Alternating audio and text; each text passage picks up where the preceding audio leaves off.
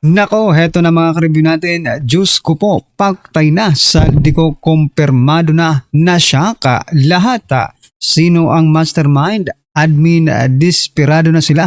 Nako po, yan ang ating alamin sa video ito mga kabayan. Pero bago po natin simulan yan, palike naman po ng video ito at mga ka-review natin, pasubscribe na rin po kasi marami po sa ating mga manonood ay hindi pa po nakapag-subscribe. Libre lang pong mag-subscribe mga kabayan. Pa-subscribe na po, nasa baba lang po ang subscribe button. Maraming salamat po. At eto na nga, bago po natin i-play yan mga kabayan, eto, pasadahan po muna natin itong mga nagte-trending na balita dito po sa social media. Nako po, President Bongbong Marcos Jr., meron na pong solusyon. Ayan, may solusyon na po. Si President Bongbong Marcos Jr. ay meron na pong solusyon sa oil crisis mga kababayan. Ito po ang kanyang solusyon mga ka-review natin. Validity ng expired na mga lisensya, rehistro at student permit extended ng 3 months. Aray ko po. Grabe grabe po yung solusyon ni President Bongbong Marcos Jr. Parang ayuda na rin ito, di ba?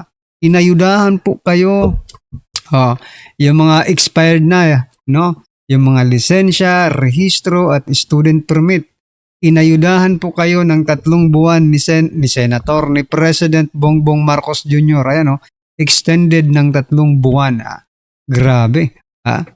Tsaka laki-laki ng kinikita ng ating gobyerno mga kababayan. No, di ba kahapon nga ay share ko po sa inyo na sinasabi nila na 170 billion po ang mawawala kapag tinanggal po yung tax VAT, no, ng mga petroleum products. Kesa sa tanggalin yon mga kababayan, eto na lang po ang ginawa ng administrasyong ito. Ulitin ko po sa inyo, baka kapapasok lang ninyo sa ating munting channel. Ito sabi po, validity ng expired na mga lisensya, rehistro at student permit extended ng 3 months. Aray ko po. Good job. Palakpakan naman natin si President Bongbong Marcos Jr. Di ba? Pambihira ang mga ganyang solusyon. Di ba? Dahil nga sa solusyon yan mga kababayan, eto sumabog po sa galit ang ating mga kababayan. Sabi po dito ni Al Paparata, hindi naman yan ang problema. May lisensya nga ang tao pero wala namang gasolina ang sasakyan. Ano, bubuhatin nila ang sasakyan para may silbi ang lisensya? Ayan na nga. Diba? Total. Diba? Total libre na ang lisensya, bahala na kayo. Diba? Sa mahal ng gasolina, bahala na kayo mga kababayan. Ay nako. Grabe ang utak. Ang taba-taba ng utak ng presidente. Okay? Sabi po ni J.R. Aguilar, sabi niya po dito, Sabi niya, for what? Padadamihin kamote? Ito sabi ni Raul Santos, another breadcrumb solution. Correct. Wala ito, kumbaga band-aid solution lang ito mga kababayan. Short term, 3 months, naka po. Saka mahal-mahal po ng gasolina ng ating petroleum products, no? Baka nga maglakad na lang ang mga tao, di ba? Sabi po dito ni Usman, madaming maging masaya na sana kung 3 years na lang yung expiration ng registration. Wala kang magagawa, 3 months lang no? Kasi baka after 3 months mga kababayan, no? After 3 months, baka maging okay na po doon sa sa Middle East. Di balik na naman tayo sa sa dati, di ba? Tuwang-tuwa mga didilis yarn, sila makikinabang sa anunsyo ni Apulakay namin. Sorry mga didilis diyan, Ikaw lang yata ang bakit hindi ka ba natutuwa diyan? Kami nga ang hindi natutuwa diyan, di ba?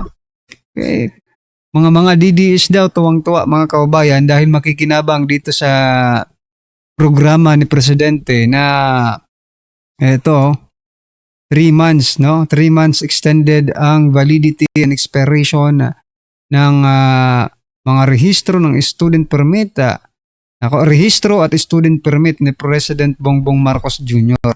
Ko, matutuwa daw yung mga DDS. Hindi, mga loyalista ang matutuwa dyan kasi hindi na magpapaloko ang mga DDS dyan, mga kababayan, di ba? Bukod po dyan, mga karabin natin, eto, medyo masakit din itong pakinggan kasi tayong mga ordinaryong mga Pilipino, no? Tayong mga ordinaryong mga manggagawa, everyday, no? Everyday po tayo, okay? Nagtatrabaho, pumapasok sa ating mga pinagtatrabahoan. Pero eto, yung secretary pala, yung mga, secretary lang ba ito? Kasi sabi po dito sa balita, tinanong po ni Senator Amy Marcos itong si Yusek Garin or Secretary Garin na bakit kayo 2 days lang pasok sa trabaho? Bakit daw 2 days lang? Ito po ang rason niya, mga kaubayan. Sabi niya po dito, 2 days ma'am because we are aware that we have to save energy and electricity. Biruin mo yan? Kayo pa talaga ang magsisave ng energy? I mean, di ba? Anong energy ang sinasabi mo? Kung kuryente, electricity, bakit itong mga di ba yung mga ibang mga government agencies, ganun din naman. Pumapasok sila, napaka-unfair naman po nito, mga kababayan, sa mga ordinaryong Pilipino. Napakalaki sa ng sahod ninyo, di ba? Kung gasolina po ang pag-uusapan, mga kababayan, ako kahit lunurin kayo ng gasolina, di ba? Lunurin kayo ng mga gasolina, ay hindi pa rin kayo wala yung pagtitipid sa inyo. Kaya yung flood control project, mga kababayan, tinipid nyo ba? Trilyon ang nawawala, pero sinabi nyo bang, teka lang, magtipid tayo? Wala naman eh. Alam nyo kung sinong tinitipid ninyo? Taong bayan, no? Taong bayan na nagpasweldo sa inyo, yun ang tinitipid ninyo. Kung hindi nyo tinitipid ang taong bayan, ito yung example. Bakit 3 months lang ang ibinigay, no? Na extension, di ba? Dahil tinitipid nyo ang taong bayan, no? Tinitipid nyo ang taong bayan, pero sa pangungurakot ay grabe naman, no? Ito pong naging komento ng ating mga kababayan. Sabi po ni John Johnson Francisco Gonzaga, 2 days pasok, buo sahod kada buwan, sana all. Ayan, mapapasana all ka talaga no? Sabi ni Dennis, Kalami, 2 days work, full salary. Wow, hindi lang full salary. Napakalaki pa po ng sahod ng mga hinayupak na ito. At galing yan sa atin, galing po yan sa taong bayan. 2 beses lang kung pumasok sa isang linggo. Tapos yung sahod, 100,000. Di ba? Umaabot yan ng mga 50,000, 100,000, di ba? Yung iba nga, umaabot pa ng 200,000 eh. Di ba? Sabi po dito ni Alejandro Jimenez Temtem, dapat ang sahod niyan 2 days lang din, para malaman nila kung anong hirap mag-budget. Nako, wala yan sa kanila, yung budget na yan. Hindi uso yan sa kanila, mga kababayan. Hindi yan nagbabudget.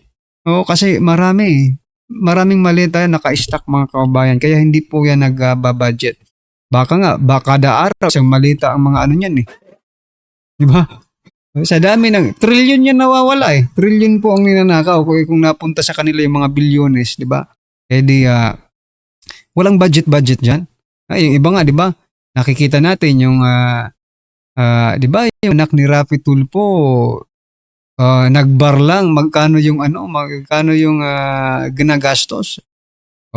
Yung iba pa nilang yung mga tinatawag na nipo babies, di ba? Sila po yung mga anak ng mga politiko, mga kabayan, na grabe po kung gumastos. Nako po. Sabi po dito ni Elmer Rojo, alam mo ba, Secretary, na dapat 24/7 kayo magtrabaho? Para tugunan ang energy crisis, kayo pa nauna mag-day off. Hinusla yun. Ayan, Ayan, no? Sila pa ang unang nag-day off, mga karibin natin, no? Ay, nako, ibiruin mo.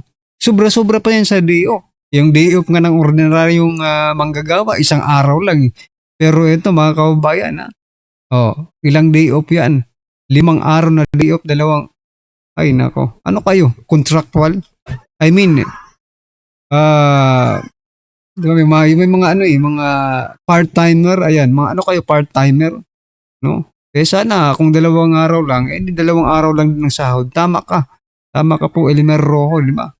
So yan mga kababayan, ano po ang inyong opinion patungkol po dito kay Garin na 2 araw lang? Makatao pa ba ito?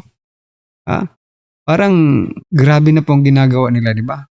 Anyway, ano po ang inyong opinion dyan mga kababayan? Just comment down below at eto, pasadahan na po natin yung video. Pasok ka. Ito ang nakakagulat, viral at trending sa mundo ng social media ang di umano'y balitang di dapat patahimikin sa o dapat siya'y proteksyonan hanggang sa ilabas nito ang buong katotohanan. Ito ang panawagan ng marami sa ating mga kababayan matapos kang pumutok ang balitang pinapauwi na di umano si Zaldico ng kasalukuyang administrasyon matapos itong mahuli sa Czech Republic. Matatandaan kamakailan lamang kung saan naglabas ito ng official statement sa publiko kung saan kanyang isiniwalat ang maanumalyang nakawan na nangyari ngayon sa Kabanang Bayan at kung sino-sino ang mga taong mastermind ng nasabing pagdanakaw. Ayan sino-sinong mga taong mastermind, no? Ako natawa ko mga kabayan din po sa episode, no? Ni Sir Ted Filon kasi entrada pa lang sinasabi niya na agad, saldi ko nahuli na. Diba? May balitang nahuli na mga kababayan tapos binasa no ni DJ siya yung statement ni Saldico. Diba? Ito nga yung mga ganitong statement na yung mastermind pinangalanan niya, diba? Alam niyo na yung buong history niyan. Hindi na natin kailangang i-explain pa sa taong bayan, no? Ano yung mga sinabi ni Saldico. Ang tanong dito ngayon, bakit? Diba? Bakit si Presidente Bongbong Marcos pa ang nag-announce? Kung gayon siya ang inaakusahan ni Saldico. Parang may mali. Parang may mali dito mga kababayan, no? Isa na nga sa kanyang pinangalanan ay ang kasalukuyang Pangulo ng Republika ng Pilipinas na walang iba kundi si Pangulong Bongbong Marcos Jr. at ang dating House Speaker na walang iba kundi si Martin Romualdez. Kaya dahil dito ay nangangamba ang marami sa ating mga kababayan na ngayon ay nahuli na si Zaldico ay baka may mangyaring masama dito lalo pa ngayon na handa na nitong sabihin ang buong katotohanan sa sambayan ng Pilipino kung sino-sino talaga. Actually, nagustuhan ko po yung isang comment ng ating viewers, no? Sabi niya po mga kaubayan, kasi sinasabi ni Auntie Claire na handa na ba si Saldico na sabihin yung katotohanan? Nako, sabi po ng ating viewers, sabi niya, nako, sinabi na po, no? Sinabi na po ni Saldico ang buong katotohanan nung nilabas niya yung kanyang mga videos. Anong katotohanan pa ang gusto mong marinig, Claire? No? Sabi niya, whether it is under oath or not under oath, yun na ang katotohanan na sinabi ni Saldico. Kapag binago niya yon, mga kaubayan, may ibig sabihin yan, no? Mayroong kasunduan, something ganyan, or something na, ano ba? Ano bang pwede nilang gawin, mga kaubayan? Takutin si Saldico. Or baka nga, sinasabi dito, no, na baka nga, hindi na umabot sa hearing si Saldico. Opo, baka magkaroon po tayo ng Co-International Airport, mga kababayan, wag naman sana. Ang mga malalaking politikong mastermind sa pagdanakaw sa Kabanang Bayan. Pero bago ang lahat mga kapinas, kung bago ka pa lang sa channel. Tsaka mga kababayan, naisip ko lang, nasaan ba yung asawa at mga anak ni Saldico? Baka kasi mamaya mga kababayan, gamitin yun di ba? Kasi kung ikaw lang, kaya mo sarili mo. Pero pag pamilya mo na po ang idinadawit mga kaubayan, talagang kahit gaano katigas ng puso mo, di ba? Lalambot at lalambot din yan. Kaya pakicheck po doon po sa mga nakakakilala sa pamilya ni Saldico kung saan man po sila. Kung okay lang ba sila? Wala bang banta sa kanilang buhay? Di ba? advance na lang tayo mag-isip mga karabin natin. namin ay huwag mong kalimutan mag-subscribe at paki-click na din ang notification bell para mas maging updated ka pa lalo sa lahat pa ng bagong videos na i-upload namin. At yun na nga mga kapinas, mainit ang pinag-uusapan ngayon sa mundo ng social media ang naging paghuli kay Zaldico sa Czech Republic, kung saan ay naglabas din ng official statement ang kasalukuyang administrasyon ngayon na dapat ay pauwiin na si Zaldico sa Pilipinas sa lalong madaling panahon.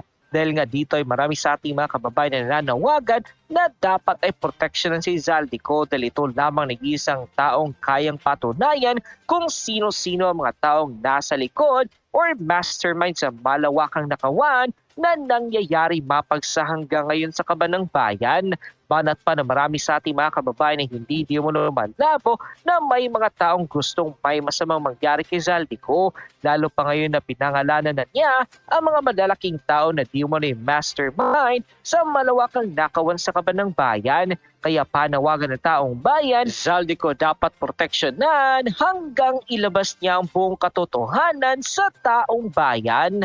Ayon pa sa official report nilabas ng ang balita ngayon sa kanilang official Facebook account, hindi pwedeng patahimikin si Zaldico, defensor na nawagan ng proteksyon. Sa gitna ng panawagang pabilisin ng pagpapauwi kay dating Ako Bicol Partners Representative Zaldico, iginiti dating anak kalusugan Partners Representative Mike Defensor na dapat tiyakin ng pamahalaan na hindi lamang ang kanyang pagbabalik kundi pati ang kanyang seguridad. Si Ko ay naaresto sa Prague, Czech Republic nitong April 16 at kasalukuyang nasa kustodiya ng mga otoridad habang inaayos ang proseso para sa kanyang pagbabalik sa Pilipinas upang harapin ang mga kasong graft at malversation kaugnay ng umano'y anomalya sa flood control projects. Para kay So yan mga kababayan, handa na ba ang lahat sa pagbabalik ni Zaldico sa Pilipinas? Nako, kaabang-abang po ang mga mangyayari mga kababayan simula doon po sa Prague papunta sa Pilipinas. Dapat po nating subaybayanan mga kababayan, lalo na ang paglapag ng eroplano ni Zaldico dito sa ating bansa. No, sana'y wag nang maulit at hindi tayo magkaroon ng Zaldico International Airport. Ayan mga kababayan, ano po ang inyong opinion, reaction patungkol dyan? Just comment down below at syempre wag pong kalimutang i-like ang video ito. Maraming salamat po.